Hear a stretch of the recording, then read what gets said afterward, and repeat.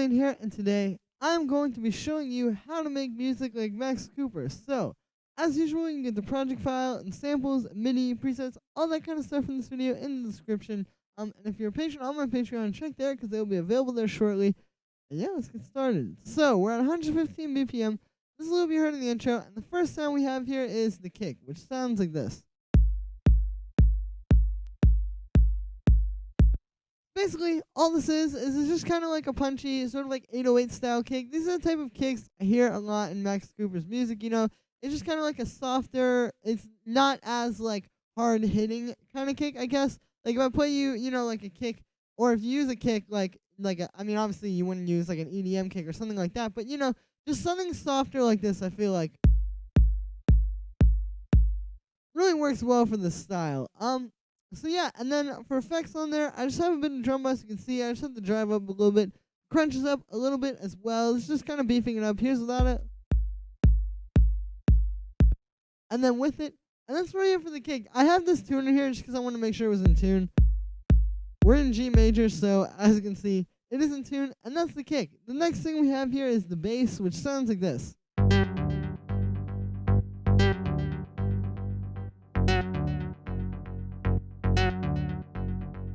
So for the notes on this one, you can see I have this kind of like bouncy sort of 16th note pattern. Basically, it's starting on G here,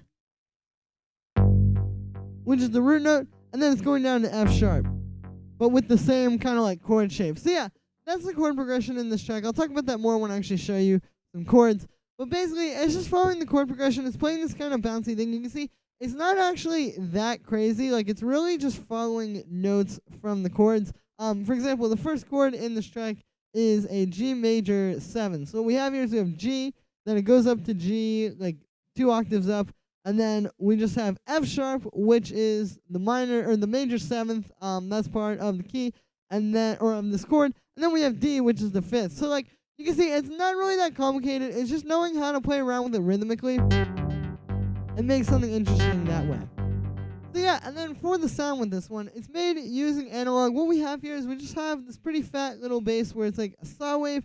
We also have a pulse wave here. You can see I've got the pulse width up a little bit on that. And then those are going into this low pass filter with an envelope on it. You can see I also have key tracking on. So what key tracking is basically, like if you think about it like the notes on a keyboard, when you play a low note, it plays a low note. When you play a high note, it plays a high note.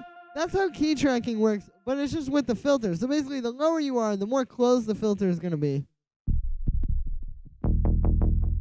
And then the higher you are,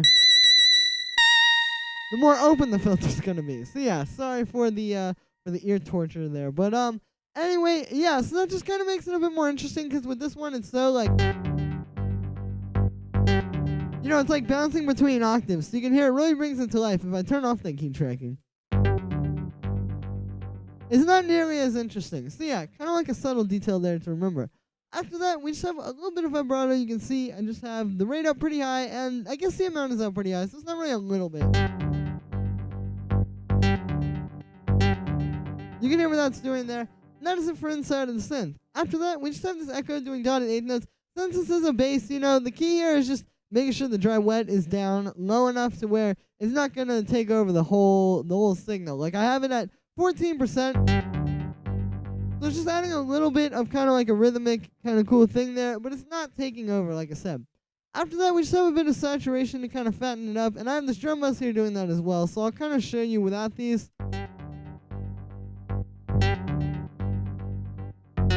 You can hear the saturator fattens it up a bit, and then the drum bass just kind of takes it all the way there. The last thing we have on here is just the compressor side chaining it to the kick, and that is it for the bass. Then I have the kick and the bass in a group here. It's also called a bus. I call this the low end bus. Basically, I just have all the low end stuff, which in this case is just the kick and the bass, in a bus or in a group bus, whatever you want to call it. By doing this, what we can do is we can make the low end a lot more cohesive and just a lot better and more powerful sounding. So here's with no processing.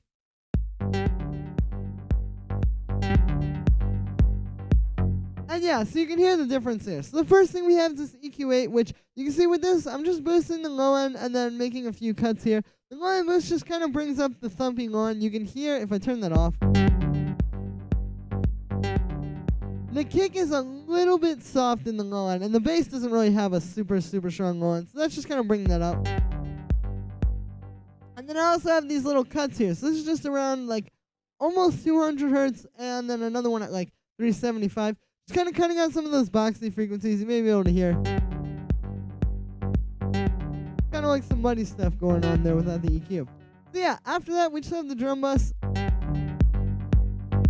You can hear when I turn that on, it's just kind of beefing these up a little bit more, kind of making them a bit more cohesive. And that is it for the low end bus. So the next thing we have here is the weird ARP that you heard, which is 2 layers, and it sounds like this.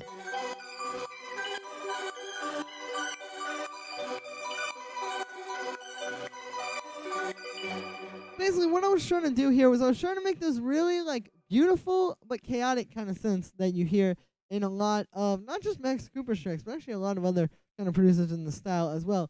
Basically, what's going on here is I have these chords being played. You can see it's just G major 7, and then it's the same G major 7 shape, but the F sharp has just gone down 1 semitone. So yeah, it's just kind of like a simple chord progression. If I turn off these arpeggiators, you should be able to hear that. So yeah, kind of like a little, melancholic sort of vibe. Not really that complicated. That's the chord progression. This is the one that the bass is also following.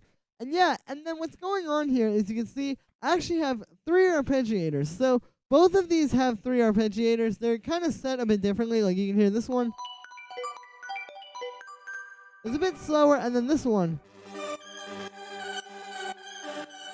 is like constantly going. So basically what happens here is when you start stacking these arpeggiators and you start kind of having different rates, you can hear, like, I'll show you. Here's the first one. They're all on random as well.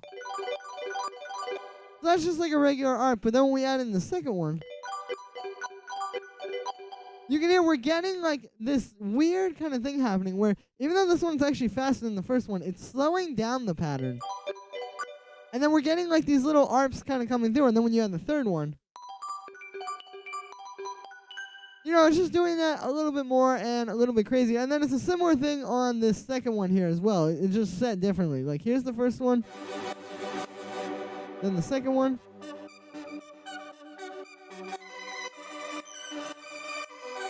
And yeah, and then the key here is putting them on random. That's what makes it so it's just constantly changing and constantly creating new little pitches that are coming through.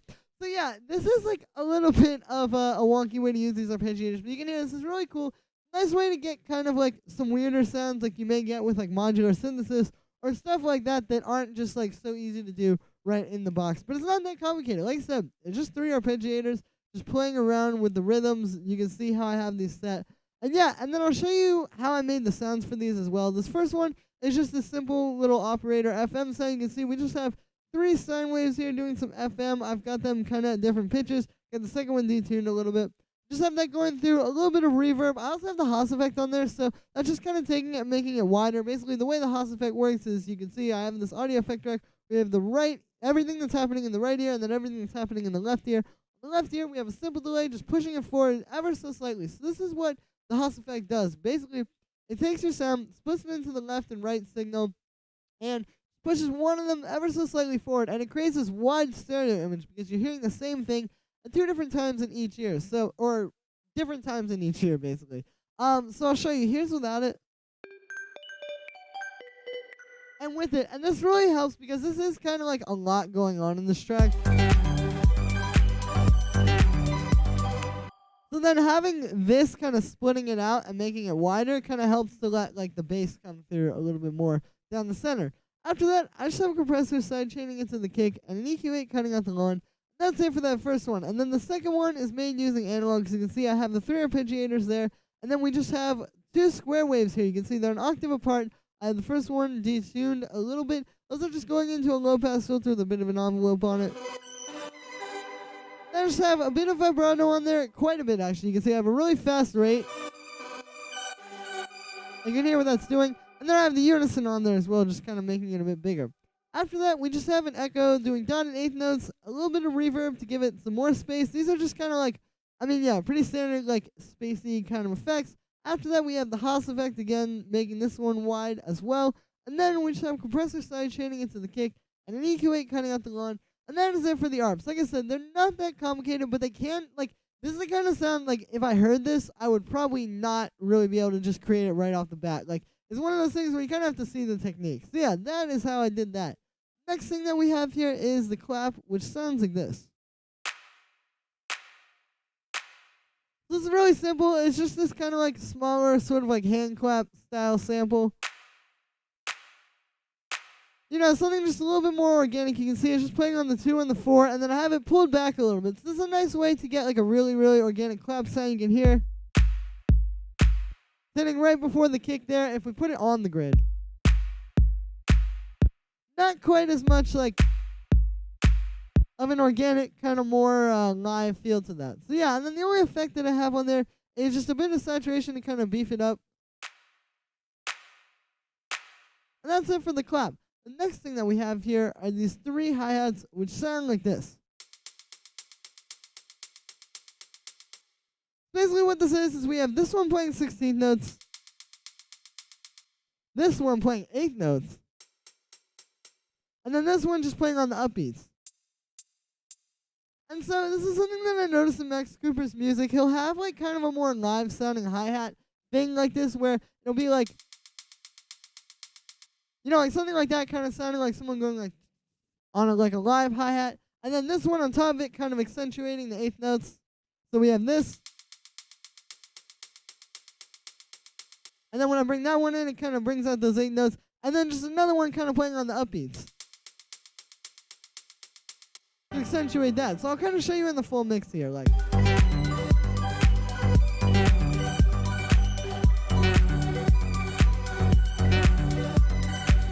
yeah, you can hear what's going on there. It's not that complicated. It's just, you know, it's pretty simple. Like I said, it's just about kind of layering them up and knowing how to put them together. So then I have all that percussion in a bus as well. This is very similar to what I did with like the kick and the bass, where I was saying like when you put the really similar sounds together, it makes them a lot more cohesive and it makes your overall mix sound a lot stronger. So yeah, I have a few effects on here. You can see first thing we have here is this reverb. So here's without it. And with it, I feel like a little bit of reverb on your percussion can go a long way. Like you can see I have the dry wet only down at 27%. By having this reverb on here, kind of putting everything into the same space, you know, it's giving everything that kind of like more roomy, sort of like, I don't want to say like super ambient, but like I said, just more of like a roomy kind of feel. After that, we have this drum bus, which sounds like this. Here's without it. And with it. So you can hear this really helps to take everything up a notch and kind of just fatten it up a little bit. Like the kick sound, the clap sounds fatter, the hi-hats sound more present. I won't say they sound like super fat, because they don't have a lot of low into them, but they do sound like more strong. So yeah, just got a bit of drive on there, a bit of crunch, just kind of beefing it up, and that's it for the drum bus. After that, we have this compressor. Here's without it. And with it. So you can hear this, it's just doing a little bit of an extra kind of like, I don't even want to say like fatness boost. Like I said, strength. Like it's kind of bringing up the strength of the sound just a little bit more. Here's without it. And with it once again. So yeah, it's a really subtle compressor. You can see I just have it like right on the peaks there, and then you can see I have this attack up as well. So basically the attack is how long it takes for the compressor to kick in, and when you turn it up, basically like it'll make it kind of kick in over the course of your sample as opposed to right at the start where it would mess up the transient. So yeah, that is the compressor, and then the last thing I have on here is just an EQ8, cutting out the low end. You're just kind of cleaning it all up, and that's the percussion bus. The last layer that we have in here is just this vinyl noise, which sounds like this. So with Max Cooper style, it's very organic. It's got this really like kind of atmospheric feel to it. So this type of stuff is very important, like having these noises in the background. Like you can use some vinyl noise, you can use street noise, you can use just an ambient recording of a room, anything you want to use. But these kinds of sounds are really important for the style. You can see I have this one up like way louder than I would usually have these in the mix. And I really treat it as like its own instrument here, as opposed to just sort of some background atmosphere. So yeah, really simple. It's just a bit of vinyl noise. Then I just have it going through a compressor, just side chaining into the kick. Because it is so present in the mix, I want to keep it under control. Like if I turn the side chain off, it's kind of just like in the background. When we add it, it kind of makes it more like a part of the track as opposed to just its own thing. So yeah, that's pretty much it for this one. I hope you learned something. As always, make sure to like this video as well as subscribe and hit the little notification bell. And let me know what you think of this video in the comments. Let me know what video you want to see me make next. As always, you can get the project file, samples, MIDI, presets, all that kind of stuff in this video in the description. And if you're a patron on my Patreon, once again, check there because it will be available shortly if it's not already available. Thank you so much, everybody, and I will see you tomorrow with another video.